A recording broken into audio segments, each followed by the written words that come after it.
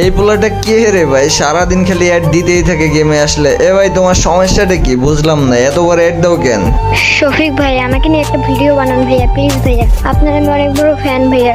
আরে ভাইয়া তোমার কি মাথা খারাপ নাকি? তুমি জানো না আমি হিপ হপ সাকুরা ছাড়া ভিডিও করি না? তোমার কাছে কি আছে যে তোমারে নিয়ে ভিডিও করবো? লল ভাই বেরো আমার গ্রুপ থেকে। কই থেকে যে আসে এরা, শালার বটে আবার অ্যাড দিছে। কিরে ভাই তোর সমস্যা কি? তোরে না এইমাত্র কিক মারলাম, আবার আমার গ্রুপে আইছিস কে? বুঝলাম না।